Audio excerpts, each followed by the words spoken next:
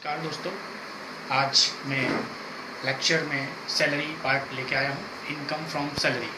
Income tax act 1961 में income के 5 head बताए गए हैं। 5 हेड में से पहला हेड होता है इनकम फ्रॉम सैलरी। इस इनकम फ्रॉम सैलरी को एक से ज़्यादा लेक्चर में कंप्लीट किया जाएगा और आज इसका फर्स्ट लेक्चर है और इसका टाइटल है income from salary. Income from salary क्या होता है? वेतन से आय।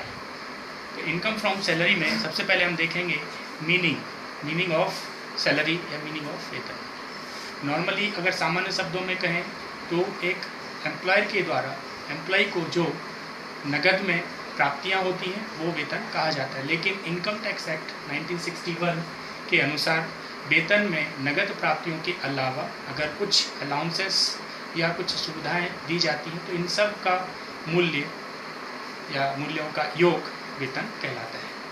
अब हम बात करते हैं some important points regarding salary.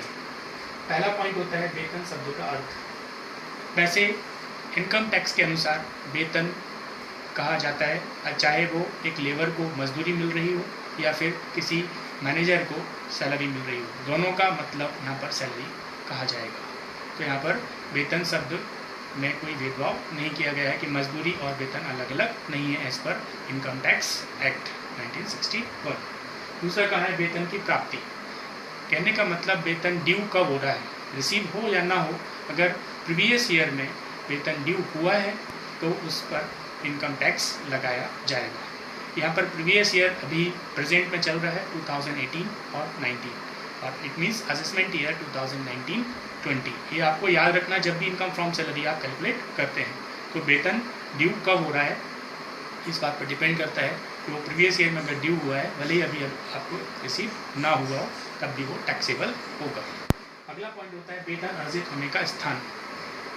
Income accrued या सैलरी एक्रूड प्लेस है ना, प्लेस ऑफ एक्रूड सैलरी, कहाँ पर वो एक्रूड हुई है। इट मीन्स एक व्यक्ति अगर इंडिया में काम करता है, इंडिया में वो एम्प्लॉय है और अगर 6 मंथ के लिए वो out of country, out of India चला जाता है और उन 6 महीनों में, उन 6 मंथ में उसको सैलरी फॉरेन में मिलती है, लेकिन ड्यू इंडिया में हो रही है, इसलिए वो इनकम फ्रॉम सैलरी निकालते समय इंक्लूड की जाएगी। इसके अलावा इनकम फ्रॉम सैलरी के लिए सबसे ज़्यादा ज़रूरी होता है, अगर ये पॉइंट्स नहीं होगा तो इनकम फ्रॉम सैलरी हेड में इसको टैक्सेबल नहीं कर सकते।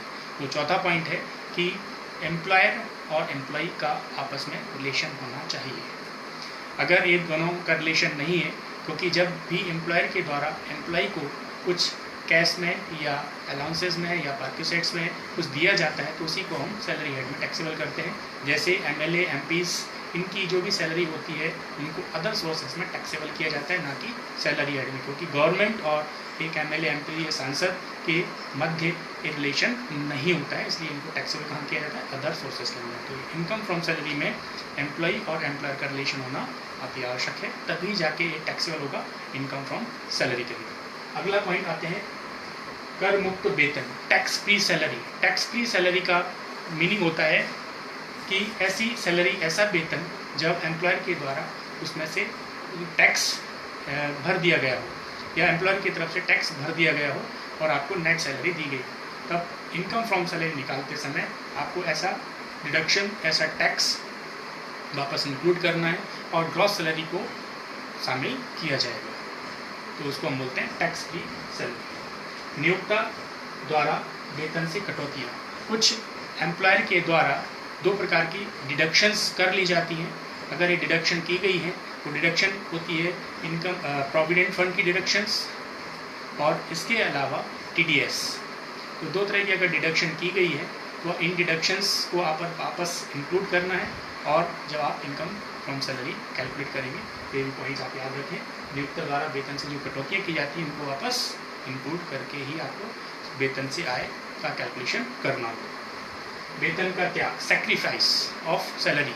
कभी कभी क्या होता है, कुछ एम्प्लॉयर होते हैं जो वेलफेयर का काम कर रहे होते हैं, ऐसी ट्रस्ट होती है, तो वो कोई एग्रीमेंट नहीं होता है, लेकिन वो सैलरी जो उनको दी जाती है वो उनको वापस डोनेट कर देते हैं कि हमें ये सैलरी नहीं चाहिए, सेक्रीफाइस कर लेते हैं। लेकिन एज पर इनकम टैक्स के अनुसार अगर आप अपनी स्वेच्छा से, अपनी वॉलंटरी आप सैलरी का सेक्रीफाइस कर रहे हैं तो उसको सैलरी में टैक्सेबल माना जाएगा। उसको काउंट किया जाएगा, इसलिए वेतन का त्याग कहलाता है। इसके अलावा 8वां पॉइंट होता है अवकाश ग्रहण करने पर। इट मीन्स एक पर्सन 60 साल तक नौकरी करने के बाद या जो भी एज लिमिट रखी गई है उसके बाद अगर रिटायर्ड होता है तो रिटायरमेंट के बाद जो भी बेनिफिट्स उसको मिलते हैं, इट मीन्स आपको आफ्टर रिटायरमेंट ग्रेजुटी दी जा रही है या आपको पेंशन दी जा रही है या आपके सर्विस के दौरान जो भी लीव अवकाश रह जाते हैं in case of earn leave उसके बदले में आपको कैश दिया जा रहा है।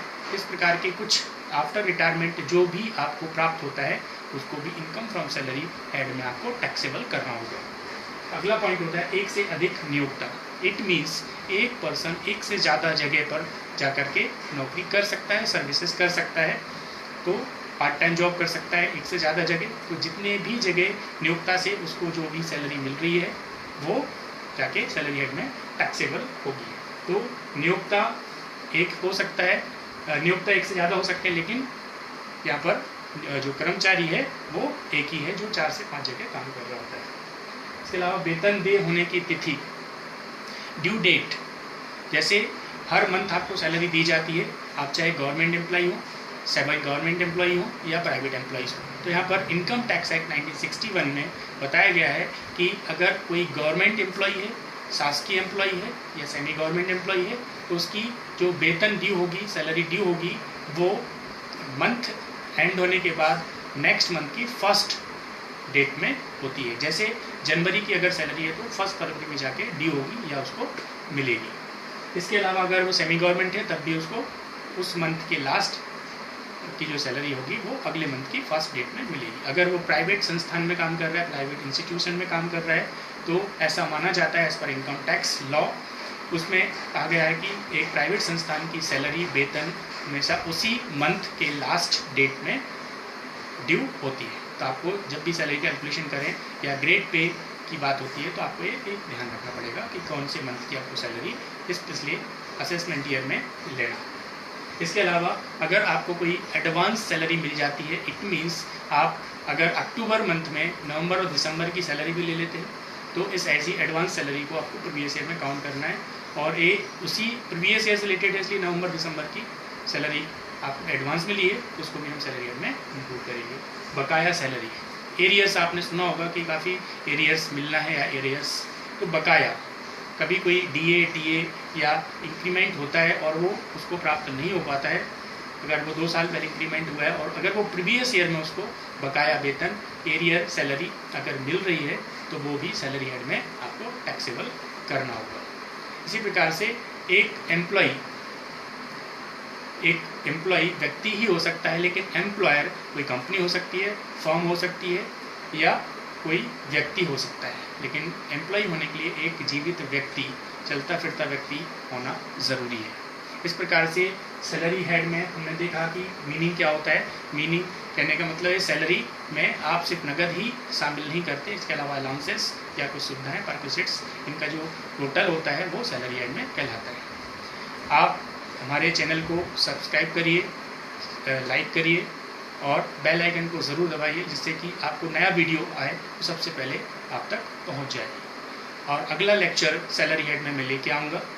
ये फर्स्ट लेक्चर था सैलरी हेड का, इनकम फ्रॉम सैलरी का। आप सभी को शुभकामनाएं, आप घर पे सुरक्षित रहें और अच्छे रहें। धन्यवाद।